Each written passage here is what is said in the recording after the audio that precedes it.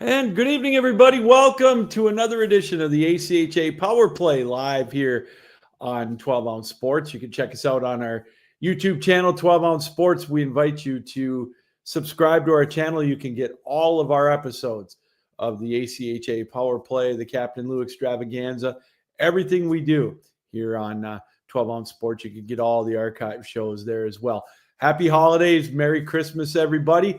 Our last show of what we call the marathon portion of the ACHA season as we wind down, and then we get into the sprint, and that's the last couple of months. It's going to fly by once 2025 hits, and so we are pleased to bring in as our special guest tonight as we wrap up the opening portion of the season, Tom Moradian, the head coach of Niagara University, the Purple Eagles. Tom, thanks for taking time out tonight. How are you?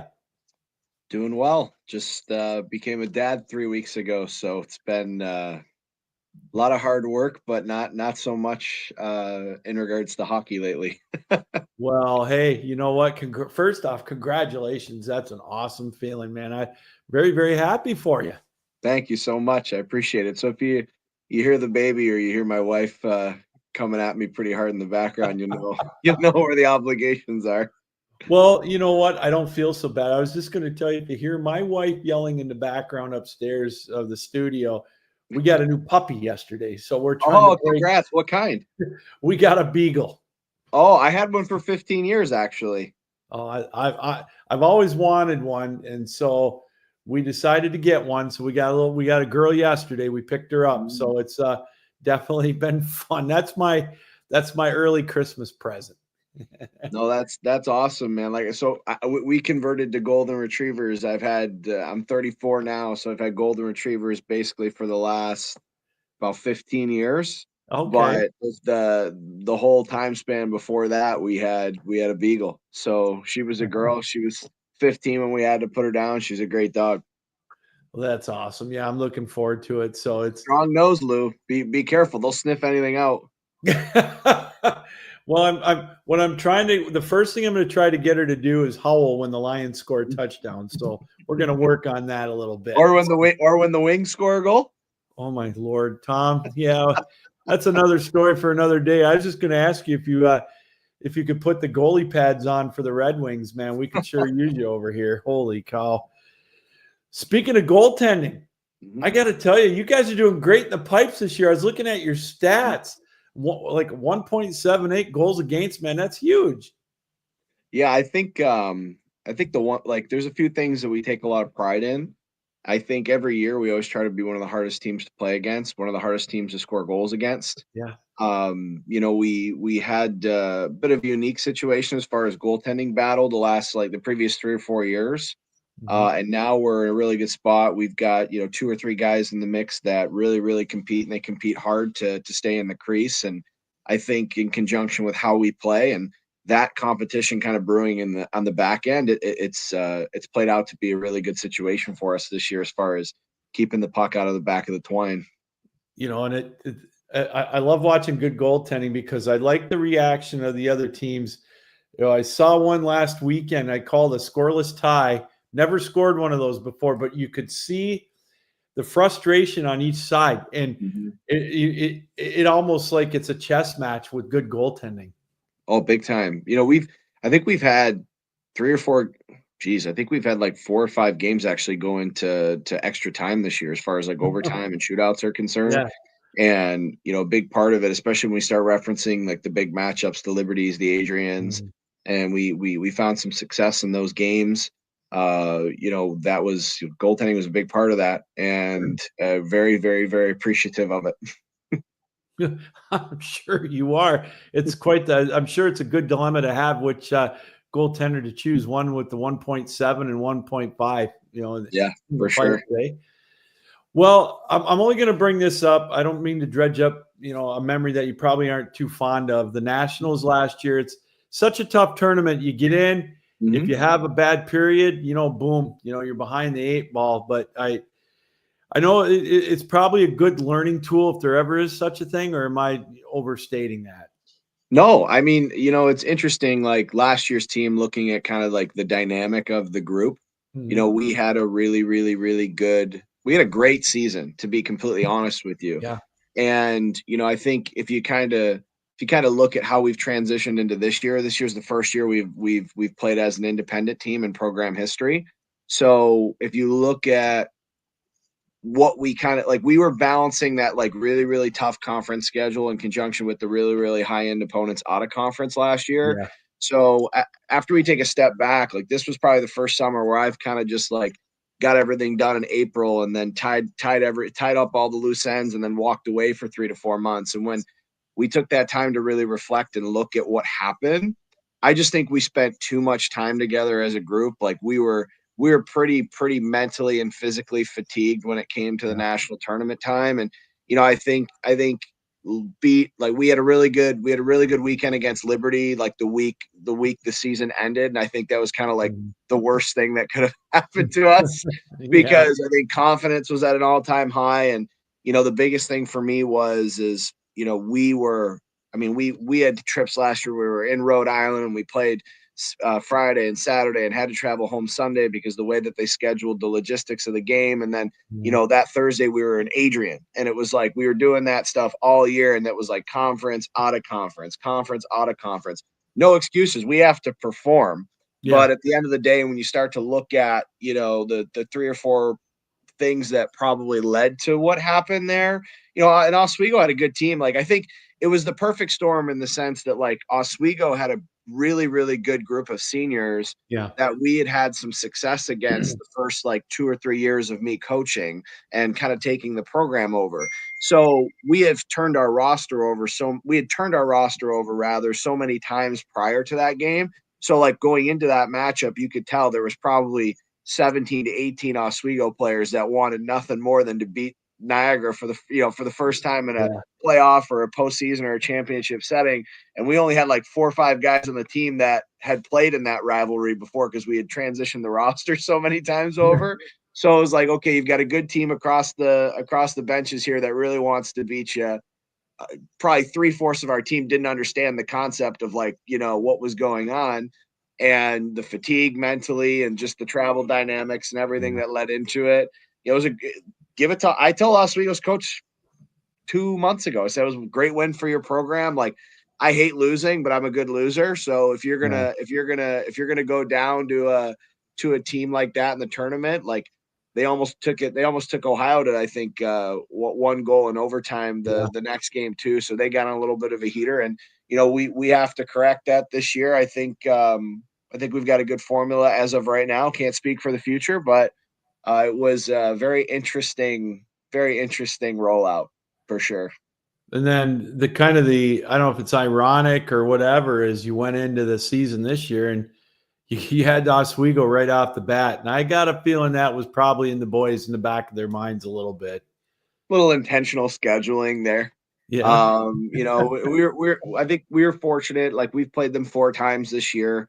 Yeah. And it was nice. It was nice to take the 4 wins. I think at the end of that 4-game series, and I apologize as you're going to see probably 1 or 2 of my golden retrievers walking the camera cycle here, but I think it was a really, really, I think it was a big thing for our players, especially because we returned. I think in the 4-game set that we played Oswego, I'd probably say over 75% of our team or our roster that played in those games were in the game at the national tournament. So they're definitely strong again this year, but I think we kind of made up for what we knew we were lacking going into that game last year, and I think the guys are pretty happy with taking 4 wins away.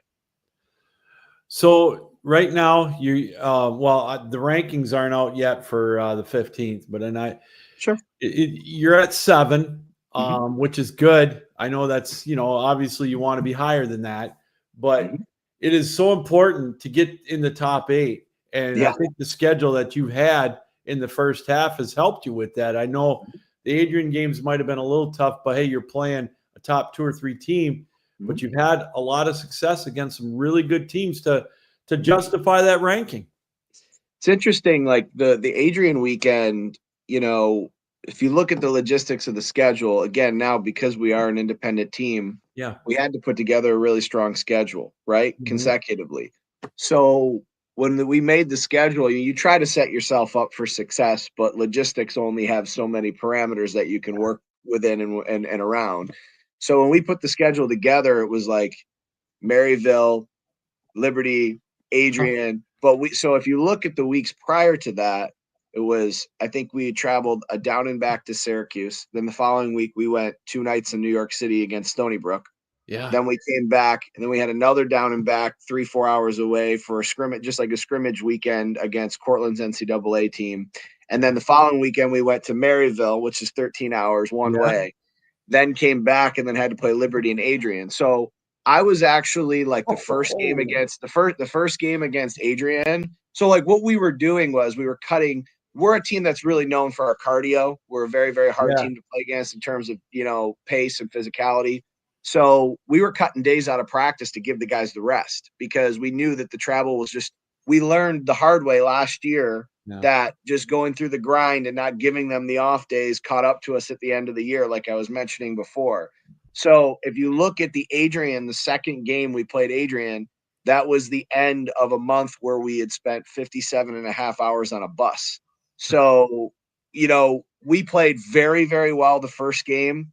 And we kind of knew that, like, look, Adrian's great. Gary's a tremendous coach. They're a phenomenal team, arguably the hardest team to play against, that I've ever coached against. I don't want to take anything away from them. They're a great group of guys, very, very, very, very, very awesome team to play against because they really test you. But if you look at the first game, I felt like we controlled the game for a little, I'd probably say like 60 to 63, 64, 65% of the game. I was really, and games like that, you always try to, when you play opponents like that, you always try to get at least 50% max to minimum, right? So I was thrilled with how we played against Adrian in game one and game two. Like, you could tell as a coach, you get a good feel. Like they deserved it. I mean, they're one of the only teams in the league that's going to give it to you just as hard in game two as they give you in game one. Mm-hmm. But we knew that the travel, I think the fatigue was going to catch up to us at some point, and I think that played a little bit of a factor in game two because we didn't have the mojo that we normally do. But and I told the guys, I said, if we're gonna lose, and we're gonna drop a set, I'd rather take Adrian into a shootout because we'll get the tie for ranking differential. And I think just very, very proud of what we were able to string together during that gauntlet, if you will, of a weekend series from weekend to weekend to weekend to weekend. You brought up something, and maybe it's just me, but I've noticed this a lot in the games that I've covered and that I've seen. It just seems like a lot where you talked about taking 65% of the play or 70% of the play. Yep.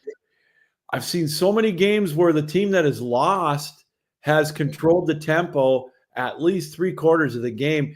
Yep. And they've made one mistake on a line change or, a bad penalty or what. And the momentum it just flips so quick. And I've never seen it more than I have this year. It's crazy how hockey can do that. I think goals come at a premium. We talk about this as a group all the time. Like, scoring comes at a premium now. And I think there's an interesting dynamic as far as the goaltenders are concerned. If you look at some of the matchups we had against University of Pittsburgh 2 years ago, I think the last time you and I talked, we played them, I think 4 or 5 times that year. In one game, I think we outshot them 44-14 and we lost 3-2. Wow. And again, like, we love playing Pittsburgh. They're always a super competitive team. Yeah. I think we only played them twice last year because we had a snow cancellation and we won one, they won the next one, and they play really hard and their coach cares so much and they're just a great group of kids. And it's interesting, like, I think the method or the magic behind that formula or that sequence that you were talking about is once you get a decent to a good goaltender warmed up and you put a couple shots in their pads and give them a good feel for the puck early. Most goaltenders, the more shots they get and the more warmed up they get, the harder they are to score against. And I've noticed that, like, we've tried to put a major emphasis on, like, if we're going to pepper a goaltender, we're going to get zone possession, we've got to make the secondary effort count because, like you said, I mean, you see it in the NHL now too. You see these teams like, they put 30, 40 shots on net. The other team puts 17 to 21 and they lose the game 1-0, 2-1. And that's just, I think, kind of how fickle the game has gotten. And it's you can't plan for it. You just got to try to fight through it when you're in it. And I think also it boils down to the quality of shots you get too. I've noticed, like with the Red Wings, you talk about the NHL, it seems like lately anyways, a good portion of their shots are coming from outside the face-off circle in the high slot, where the goaltenders have a much easier chance to block it, or it gets deflected before it gets to the net.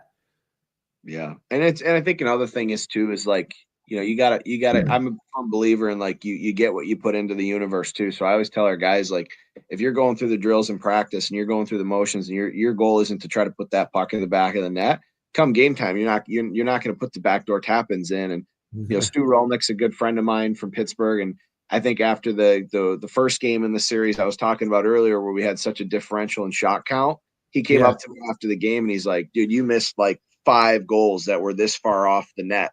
And I was like, he's like, I don't know how you guys didn't hit those backdoor tap-ins. And when you play good teams like that, those games kill you because, those weekend series can go 50-50. We always tell the guys, you go in to try to get 2, hope to at least get 1.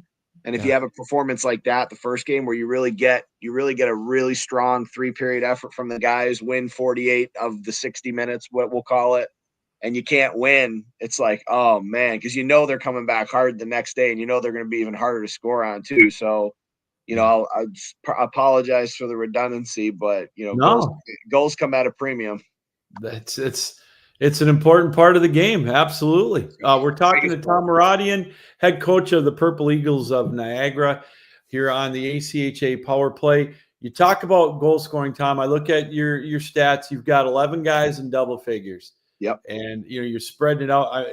Your goal differential, if I saw it right, was 79-30, which was 16 games. That's insane. We already talked about the goaltending, but you can roll out the 4 lines. It's a mark of a team with success. Mm-hmm. Yeah, one big thing that we talked about as a group this year was, we had way too much drop off when it came to goal scoring. We looked at some of the most successful teams. Like, I think we pulled mine out as a sample size. I think they had like 2 guys that scored over 15 goals, but they had like 9 or 10 guys that scored 10 plus throughout the season. If you look at our analytics last year, which I'm not a huge analytical guy, but you have to reference the stuff that's important, right? It was a really, really important for me. I think we put it out to the team. We had 3 guys score more than 15 goals. And outside of those 3 guys, we had 0 guys score more than 10. So that was a big, and I talked to the guys this year. I said, we're a very capable group. We've got a roster that's comprised of 15 forwards, the majority of which have played Tier 2 Junior A, or at least at the bare minimum high-end Junior B, with a plethora of numbers to boast on their elite prospects pages. I said, guys, we have to score goals, and it's got to be a team effort, because the teams that win championships are the teams that get secondary scoring. So flash forward into this year, it's been a really, really nice breath of fresh air that we've got some continuity as far as like secondary scoring is concerned. And we stressed that all summer. Like, I mean, I was sending texts to our group chat like weekly, like, just so you guys know, you're not going to score, you're not going to produce. Don't complain to me if you're getting 12 to 13 minutes, not the 15 to 18 that you want. So it's, I think they took it seriously. And again, like, that was the first semester, to me at least, and our staff was like, that's the first season of the 3 that we have to play. Second season's the second semester. Third's going to be the postseason. So, it was a very good first season as far as what we were looking for out of the guys. But, the best teams are the ones that consistently do things. So we got to make sure we keep it up. Well, we talked about it at the top, or I did in the open, where the marathon's over. Now it's the sprint. You got all these games really locked into like 6 to 7 weeks before, hopefully you get that trip to St. Louis. I mean, when do the guys come back and start skating after the break? So we're going to have everybody back. I think I learned my lesson the hard way in previous years of bringing guys back on New Year's Day. It's not a formula for success. So we've tried to get a little bit better. I mean, we've really, the program, obviously we have really high standards and have gotten very, very strategic, and I don't want to say cutthroat, but pretty black and white as far as expectations in regards to how you're going to perform and how you're going to show up to practice and games are concerned. But we're going to bring everybody back January 2nd as their travel day. and then we'll be on the ice together as a group January 3rd. And then we will get about a week and a half's worth of practice preps before we play Syracuse that following weekend. And hopefully there'll be some strategic hard skates built into that first week back, if that makes any sense. Oh, it does. Absolutely. And then you talk about your schedule. I mean, holy cow, you got Syracuse, you got Pittsburgh, you got Ohio, you got Liberty, and then in Canisius, you look at their record. I think you guys gave them one of their only losses this year. I mean, it's Tom, this schedule is insane, man, but it's going to get you ready. But boy, oh boy, you really get battle tested, man. I think the hardest thing in the world, I've always said this, is if you want to be successful, you have to be consistent. Yeah. And we always have to look at next year. You always have to look at the year after, the year after, the year after. This year is by far the most we focused on this year. What are we going to do this year? How are we going to perform this year? We still have to recruit. We still have to set the schedule up for success next year as well. Next year, we have the same schedule. Liberty 4 times. Ohio, we're going to play Ohio 4 times again. We're also going to play UNLV. We're going to play Adrian again. So it's going to be a very, very rigorous schedule from this year to next. But the one thing I think I've noticed is year previous, current year focus, next year focus. When you're constantly giving the guys a hard schedule to play, like if you look at the performances we had, and I'll just reference Oswego, for example. Yeah. We did not have a very good week's worth of practice preparation. And I can speak for my associate head coach and myself. We were very disappointed with how we practiced in preparation for Oswego this first weekend that we played them this year. Okay. And if you look at what we were able to, I think we were net 18 goals against them in the second series that we played them this year with back-to-back 9-0 wins. The biggest difference for me was I didn't really care about the score. I cared about how we prepared, and how we performed. And the game style was so much different. But a big part of that was we went through that heavy gauntlet of a schedule. The Maryvilles, the Adrians, the Liberties, we went through that cycle before we played Oswego the second time. And we scored 18 goals. The goals, we could win if we won the games 1-0 and we played the way that we played in those games. I would have been just as happy with the group.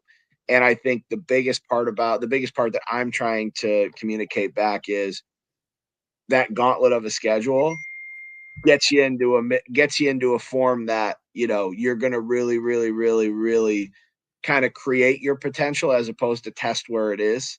And I think that's something that we're just like, we're blessed to do at this point, is play a really, really tough schedule.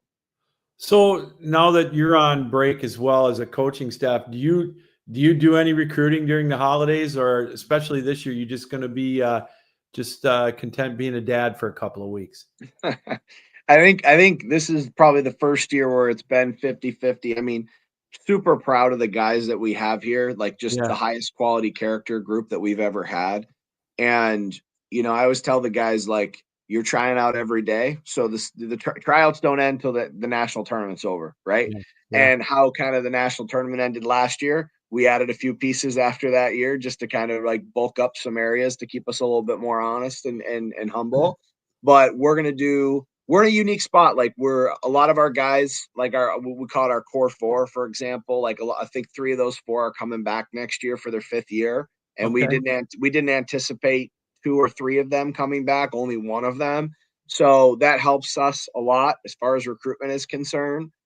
We've got a really good pipeline of players that we're looking at bringing in next year. We've got a few family Zoom calls set up between now and through the end of the new year. So hopefully going to bring in another 2 or 3, big guns to help us next year. But you never know. It's their decision. It's not ours. But we will be, as you said earlier, we will be hitting the grind. But it's going to be because of the retention we get next year, at least as of right now, because it could change in a heartbeat, as my guys know. We're gonna be pretty particular about who we bring in. We don't have to hit it as hard, but we're gonna be as efficient as we can to try to bring in another like 2 to 3 guys that can really help us out next year. So what's your go-to dinner for Christmas Day? Oh man, I gotta watch what I'm eating on Christmas Day because we got to keep the pounds off as we get a little older here. But I don't know. Like I'm gonna give you the patented happily married husband answer. Whatever my wife wants. Smart man. Yeah, we're having lasagna. Whatever she wants, and as long as she's happy, you know how it goes, Lou. Oh boy, lasagna's for us this weekend. We're doing ours a little early because we with Christmas on Wednesday. Some of us still have to work around the holidays, so with it being in the middle of the week, it kind of makes it tough. But that's all right. Some of us get the luxury of working in higher ed, so we enjoy the long. Hey, you deserve it, man. If you're working in higher ed, you deserve the time off, man. I just deliver pop for a living, so it's not exactly the toughest mental job ever to have. So I admire you for that. So appreciate it. Well, Tom, hey, I appreciate you taking time out. Congratulations. Thank you. That is so awesome. That's great news. Keep up the great work this year, man, and into next year. Can't wait to hopefully, good Lord willing, and the creek don't rise. We'll see you down in St. Louis in March again. And thanks for coming on. Appreciate it. No problem, Lou. Thanks for having me again. Have a wonderful Christmas as well. And I will try to seek you out in St. Louis this year. Are you going to be doing play-by-play this year? That's the plan. That's the plan. You talk about having the good graces of your wife. I got the go ahead to take the whole 2 weeks, so I'll be down there. So that's one of my things I look forward to the most is coming down there to culminate a great year of ACHA hockey. But it's such a blast. Can't wait. It's going to be a fun little run here. So keep me in the loop as to what your plans look like, and hopefully I'll see you in St. Louis. We got to get there first, though. All right, Tom, I will do that. I'll hold you to it. I look forward to seeing you down there. Again, happy holidays and good luck the rest of the year. Thanks again for coming on. Thanks, Lou. Same to you. All right. Tom Moradian, head coach of the Purple Eagles of Niagara University, ranked number 7 right now in the country in the ACHA in men's Division I. I know the latest rankings are probably coming out anytime. And if they come on before the end of the show, we'll pass them along to you. But we're going to go through all the rankings, as I mentioned, all 5 divisions as we wrap up the first semester, and then get knee deep into the second semester. As we're going to take a couple of weeks off, we're going to put on some pre-recorded programming here in the next couple of Tuesdays. But once January 7th hits, it's live every Tuesday, every week. We'll have an updated show of the ACHA Power Play as the road to St. Louis kicks into high gear after the holiday season. All right, we're going to take a break. When we come back, we will have more. We'll go through those rankings with you and more. We'll go through the stat leaders, and we'll get you set for the end of the year and going into 2025. You're watching the ACHA Power Play. It's live right here on 12 Ounce Sports and also on our YouTube channel. We invite you to join us there. Subscribe to our channel. That's at 12 Ounce Sports. Need tickets to that next event? Well, at 12 Ounce Sports, we've got them with soccer anywhere in the world. Tickets to any venue, any sport. Want to go to NCAA or NFL football matches? We've got them. Yeah. Baseball at every level. Every Power 5 matchup is available. Don't forget, costumes and paint are optional. What's that? You want to go to Broadway? We have those too. Want to jam out? Every concert, every artist. That's right, at 12 Ounce Sports, we've got the tickets for less. 12ozsports.com/tickets. That's 12ouncesports.com/tickets. Welcome back, everybody. And that's right. We are your place to go. We are your ticket broker for all the great games coming up this weekend. Hey, the college football playoffs start Friday night. ND in Indiana, a full slate of games on Saturday. The pro games, 2 games on Saturday. And, of course, all the NHL, all the NBA, every game that you want to see. Check us out. That is 12ouncesports.com/tickets. Go to 12ouncesports.com, hit the ticket tab, however you want to do it. use the promo code 12ounce2 and you might get a little bit extra on that discount as well. So thanks to Tom Moradian, the head coach of the Purple Eagles of Niagara University, for joining us.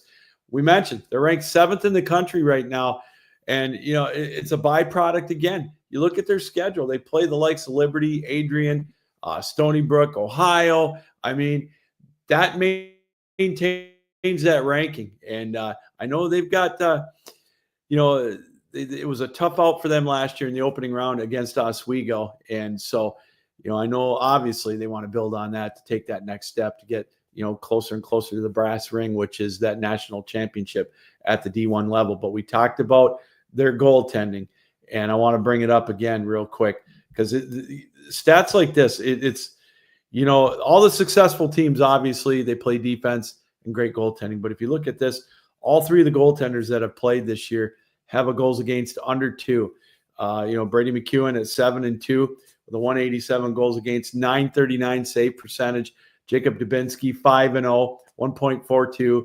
He's looking at a 952 save percentage, both of them with a couple of shutouts. And then Josh Lascelles got in for a game. He only gave up 1 goal. So there you go. That's what wins it right there. That and the balanced scoring that they have, as Niagara is enjoying another great start to their year. 13-2 rather. One of those losses, a shootout loss to Adrian. So one of the top teams in the country. So really looking forward to seeing Tom's squad, what they do in the second half of the season coming up in 2025 as they try to get their sights set on a potential trip back to St. Louis. Now, we talked about it. They're ranked 7th. The goal, obviously, is to get in the top 8. You want to be ranked number 1, obviously, but in the end, you want to be on top. But the big goal really is to get in the top 8 because you get a bye out of the first round. So you can kind of, you don't have to play as many days. It is a grind. It's single elimination in the D1 tournament. You don't have the pool play of D2 and D3 and the women's D2. So that's kind of, that's the goal. The first goal, if you can, obviously, is to make the tournament.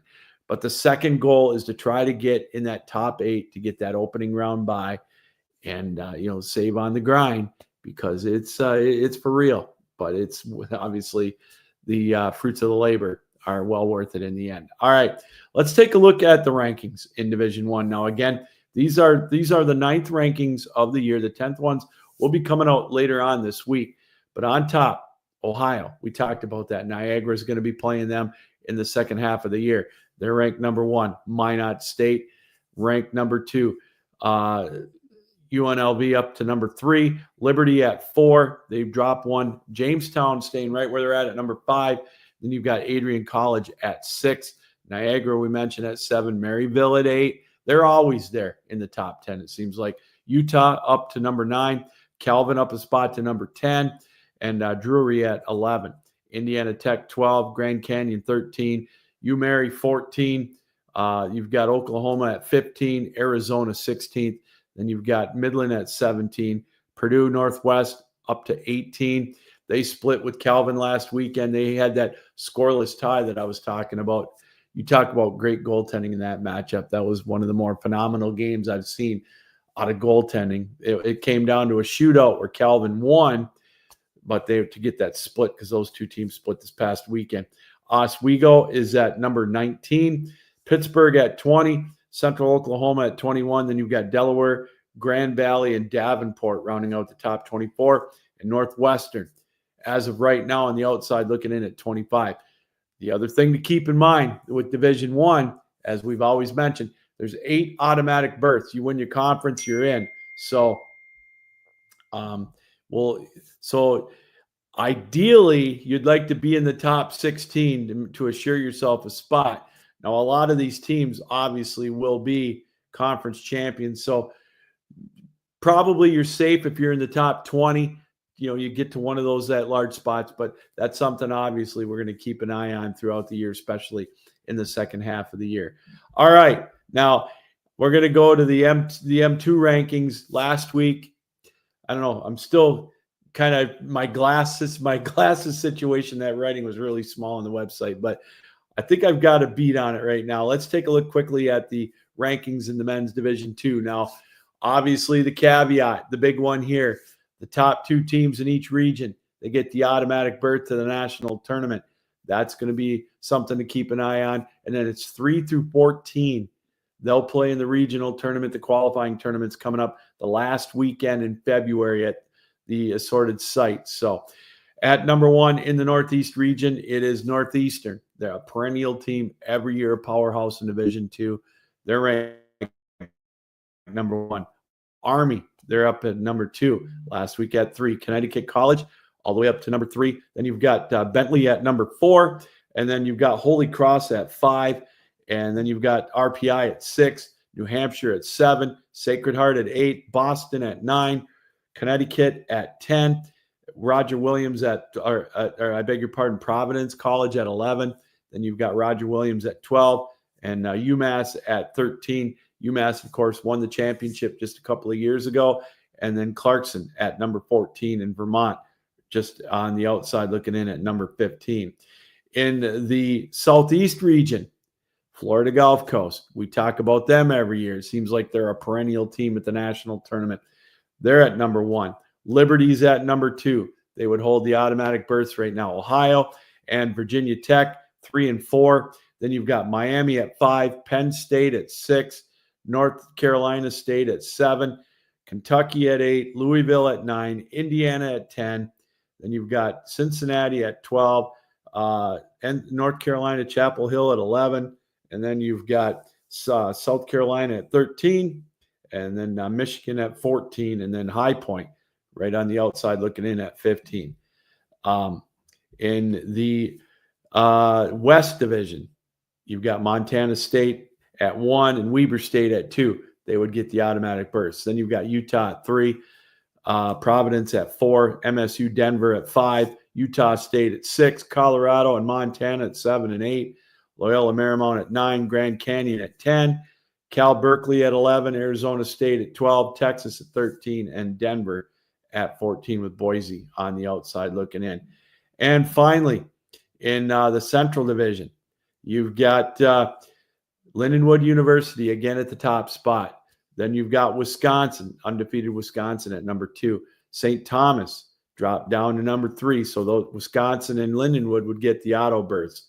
Then you've got Minnesota at 4, Schoolcraft at 5, Concordia of Wisconsin at 6, Sioux College at 7, Iowa at 8, Maryville at 9, Marion at 10, Michigan State at 11, Trine at 12, Adrian at 13, Minnesota Crookston at 14, and then Marquette on the outside looking in at 15. So again, 3 through 14 would play in a single elimination 3-day tournament.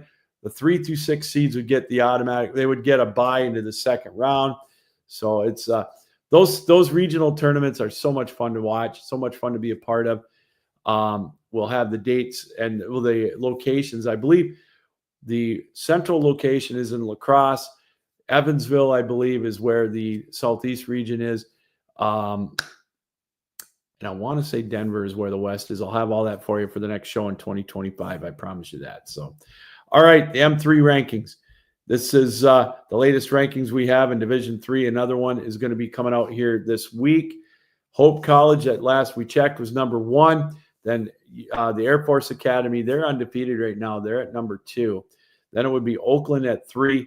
Lawrence Tech at 4, Notre Dame at 5, Calvin at 6, Grand Valley at 7, Michigan State at 8, Michigan at 9, Colorado School of the Mines at 10, Colby College at 11, UMass at 12, Missouri State 13, Arizona State 14, Dordt at 15, and Sacred Heart at 16. And Central Maine Community College would be on the outside looking in at 17. So again, that would mean there's no more regionals. There hasn't been for a few years. So the top 16 are in.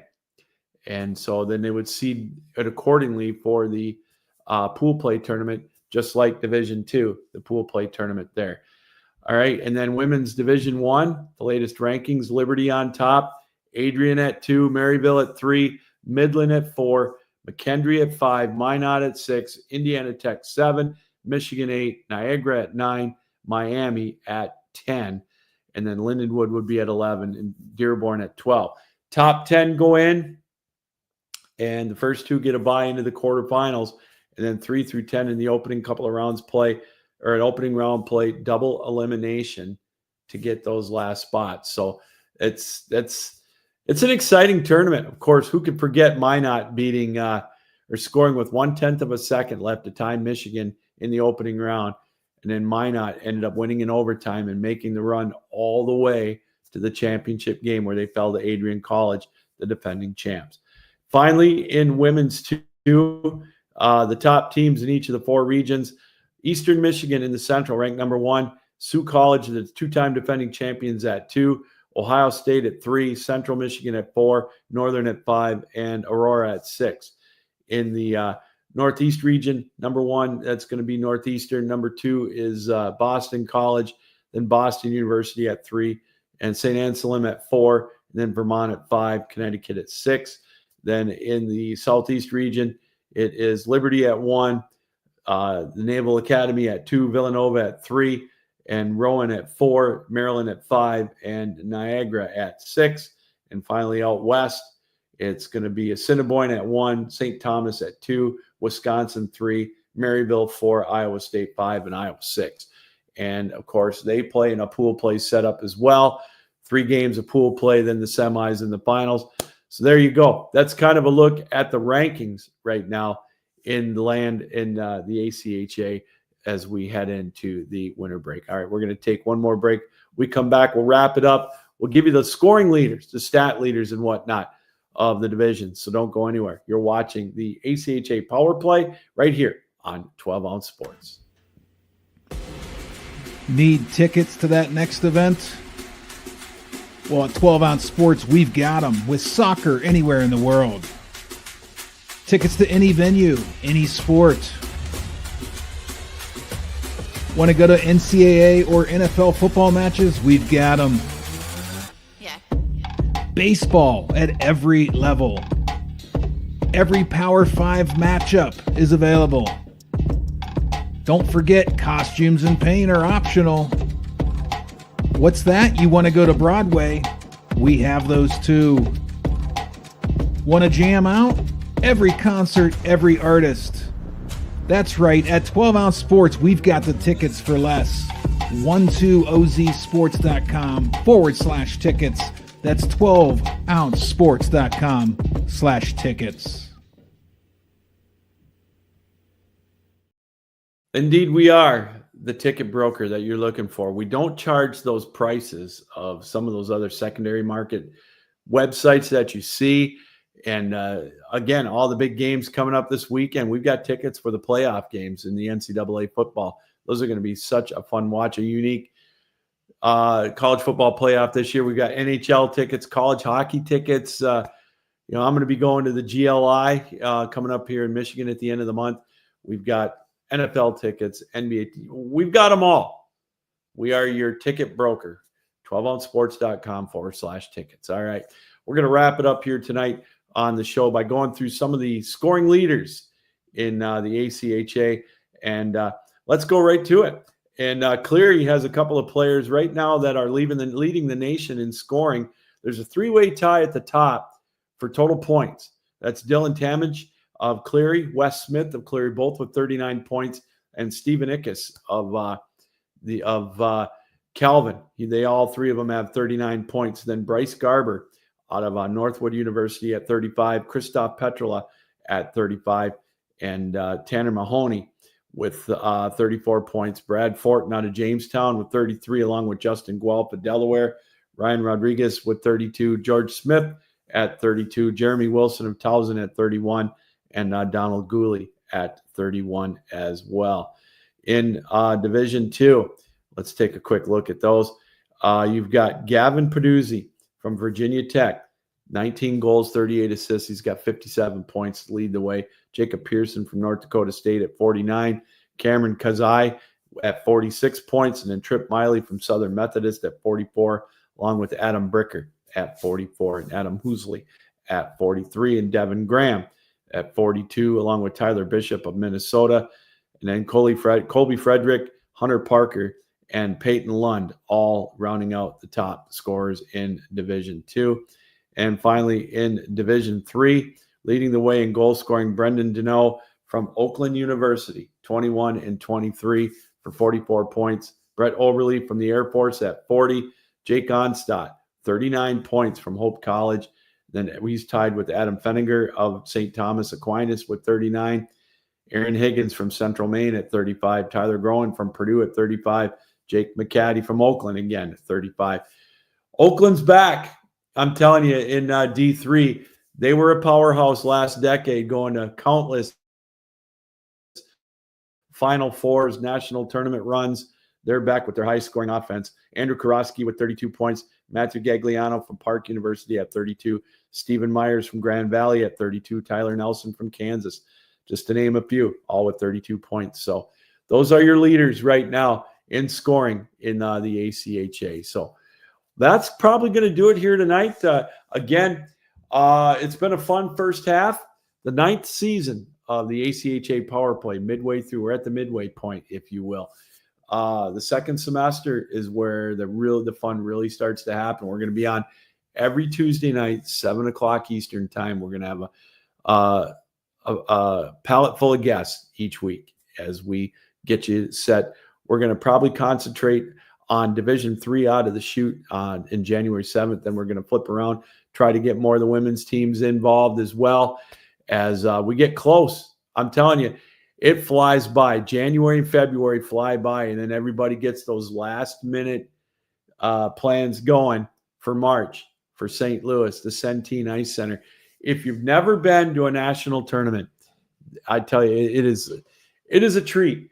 82 teams, 12 days. Actually, I believe it's going to be 13 days this year, the 13th through the 25th. All the games this year are going to be at the Centene Ice Center. There's 3 rinks there. They've got a great restaurant, great facilities, so much fun. You get what I really enjoy about it is you get to interact with the coaches, the players, the parents, the fans.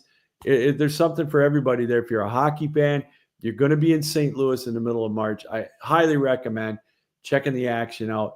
You know, the level of play at the ACHA has improved so much over the past couple of decades, and it is so competitive. And, you know, it really is a lot of fun, and the enjoyment, you know, for me, just to be a part of it, to mingle with the players, you know, with the personalities, with the coaches, you know, from the top down, it really is a treat. It's just definitely a labor of love. So plan on it in 2025. Plan on going down there in March. If you're going to be there, stop on by. Make sure you say hi. I will be clean shaven once Christmas time rolls around here after Christmas. So I don't know. I was trying to make it a Detroit Lions Super Bowl beard, but I don't know if I can last that long. I think they're still going to win it, though. All right, I digress. Thanks to Tom Moradian for taking time out. Congratulations to him for being on a new father, for becoming a new father. That's fantastic news. And again, thanks to everybody who's helped make this first semester a success here on the ACHA Power Play. Again, we're in our 9th season, and really excited to be a part of the ACHA community. A very, very small part, but we really, really enjoy it. So, all right, that's going to do it.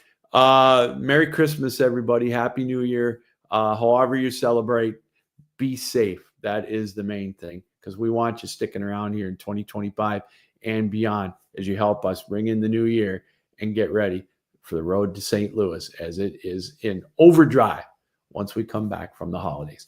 Captain Lou saying, keep your heads up, keep your sticks down, keep your feet moving, and as always, keep your minds open. Until next time, so long, everybody. Happy holidays.